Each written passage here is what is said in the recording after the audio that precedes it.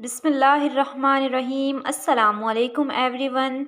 उम्मीद है आप सब खैरियत से होंगे। हम डार्विनिज़म को डिस्कस कर रहे हैं और आज हमने देखना है Darwin perception about origin of species कि डार्विन का जैसे उसने उसका वॉइस था लास्ट लेक्चर में हमने सारा उसको देखा।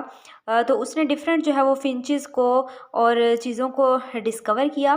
तो जब वो वापस आया ग्रेट ब्रिटेन 1836 में, Darwin perceived origin of species and adaptations are closely related. उसने क्या कहा कि जो ओरिजिन ऑफ स्पीशीज़ है, ओरिजिन ऑफ स्पीशीज़ उसी वक्त होगी जब जो है वो अडेप्टेशंस होंगी, यानी एक ऑर्गेनिज्म जो है वो न्यू एनवायरनमेंट में जब जाता है तो वहाँ पे उसको कुछ न्यू अडेप्टेशंस करनी पड़ती हैं, जिसके नतीजे में क्या होता है, न्यू स्पीशीज़ बन जाती है और ओरिजिन ऑफ स्पीशीज़ इसी तरह से मुमकिन है। तो ये आपस में को रिलेट करते हैं। New species arise from ancestral form. ठीक है, जो एंसेस्टर्स हैं यानी जो आबाओ अजदाद होते हैं, न्यू स्पीशीज़ उन्हीं से बनती हैं। और कैसे?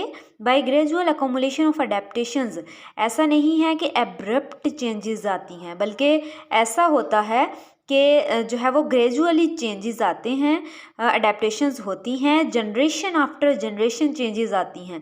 ठीक है, यानी कि एक जो है वो जनरेशन में इन्वायरमेंट के अकॉर्डिंग एक चेंज आया, फिर नेक्स्ट इस तरह से ग्रेजुअल अकामुलेशन ऑफ अडेप्टेशंस होती हैं न्यू इन्वायरमेंट, यानी डिफरेंट एनवायरनमेंट के अंदर मुख्तलिफ़ किस्म के इन्वायरमेंट में रहती हैं स्पीशीज़, और इस तरह से जो है वो न्यू स्पीशीज़ बनती हैं।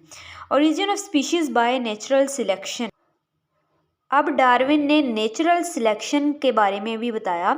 1840 में उसने जो है वो अपना तमाम तर जो वर्क किया था उसको जो है वो गैदर कर लिया, इकट्ठा किया। Work out major features of natural selection as mechanism of evolution. और फिर जो है वो उसने एवोल्यूशन का एक mechanism, origin of species by natural selection को बयान किया। Organism face new environment. अब ऑर्गेनिज्म जो है वो जैसे जियोग्राफिकल बैरियर्स आ जाते हैं तो उनको न्यू इन्वायरमेंट जो है वो फेस करना पड़ता है।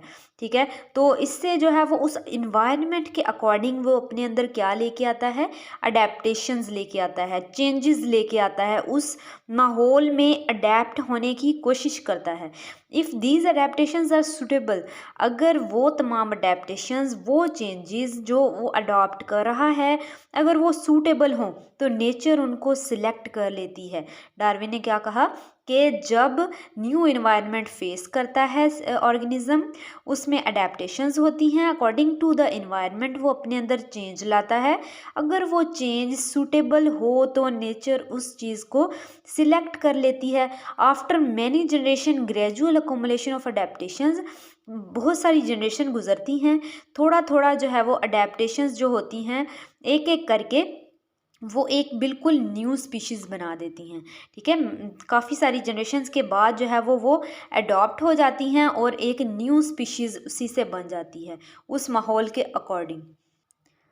1844 में उसने जो है वो एक लॉन्ग ऐसे लिखा था ओरिजिन ऑफ स्पीशीज़ पे। फिर हमारे पास यहाँ पे एक एल्फ्रेड वेलस आते हैं जो ईस्ट इंडीज़ के रहने वाले हैं और यंग नेचुरलिस्ट। उन्होंने क्या किया, developed theory similar to Darwin. उसने जो है वो डार्विन के ही काम को मज़ीद आगे बढ़ाया। ऐसा नहीं है कि उसने दोबारा जो है वो एक नए सिरे से स्टार्ट किया, बल्कि उसने इस डार्विन के कॉन्सेप्ट को लेते हुए उसने एक इसी से मिलती जुलती जो है वो थ्योरी पेश की। दोनों का जो वर्क है presented to Linnean Society of London 1 July 1858। उन दोनों का जो वर्क है वहाँ पे पेश किया गया। ठीक है, और ये बुक कब पब्लिश हुई, ओरिजिन ऑफ स्पीशीज़ 1859 में। इस 1858 में जो हमारे पास लीनियन सोसाइटी ऑफ लंदन में जो प्रेजेंट किया गया इस आइडिया को, वर्क को, उसी के एक साल बाद ये बुक क्या हो गई, पब्लिश हो गई। इसके अगर पास्टुलेट्स की बात करें तो डिसेंट विद मॉडिफिकेशंस। ठीक है, अब जो डिसेंडेंट्स होते हैं यानी जो ऑफ स्प्रिंग आने वाले होते हैं वो एंसेस्टर्स से ही अराइज़ हुए होते हैं, उन्हीं में अडेप्टेशंस होती हैं, तो उनमें जो है वो मॉडिफिकेशंस के साथ आए। यूनिटी ऑफ लाइफ, यानी ये किस चीज़ पे बिलीव कर रहा है? यूनिटी इन लाइफ पे।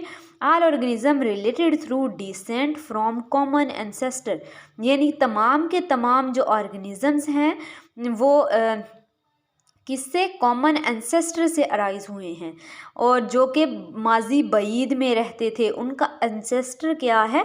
कॉमन है। यानी ट्री लाइक हिस्ट्री है। अगर हम बात करें, जैसे ये एक ट्री है, ट्री ट्रंक है, ठीक है। अब इससे जो है वो कुछ ब्रांचेज अराइज हो रही हैं, ठीक है। इससे इस तरह से ब्रांचेज अराइज हो रही हैं। इन ब्रांचेज से अगर हम बात करें, न्यू ब्रांचेज बन रही हैं, फिर इससे न्यू ब्रांच निकल रही है, फिर इससे जो है वो न्यू कॉम्प्ले निकल रही हैं, ठीक है। तो इस तरह से जो है वो हमारे पास ब्रांचेस बनती जा रही हैं। तो ये अगर हम बात करें tree like history, common trunk है। अगर हम ये बात करें, ये ट्रंक है, कॉमन ट्रंक है, और ब्रांचिंग, फिर उसके बाद ब्रांचिंग है, इसकी जो है वो मज़ीद ब्रांचेस निकली हुई हैं। फिर क्या होता है? री ब्रांचिंग, इससे आगे मज़ीद री ब्रांचिंग हो रही है, मज़ीद ब्रांचेस निकल रही हैं। फिर ट्विग्स आगे, ठीक है, छोटी छोटी टहनियाँ हैं, फिर उसके आगे टिप्स आ जाती हैं, छोटी कॉम्प्लें, ठीक है। तो इस तरह से ही अगर हम बात करें common ancestor at each fork, ठीक है। फॉर्क हर वो चीज़ को कहते हैं जिसमें से इस तरह से आगे मज़ीद ब्रांचेस निकल रही हों, ठीक है।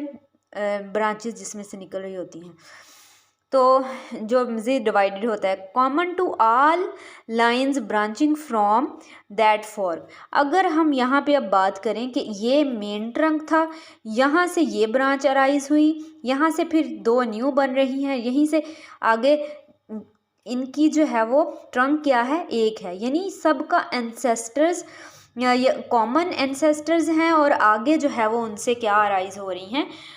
ब्रांचेस अराइज हो रही हैं। तो इसी तरह यहाँ पे भी तमाम ऑर्गेनिजम्स कॉमन एंसेस्टर से अराइज हो रहे हैं। ये जो है वो हमारे पास पोस्टुलेट्स हैं किसके? डार्विन के, ठीक है। होप सो आप लोगों को क्लियर हो गया होगा।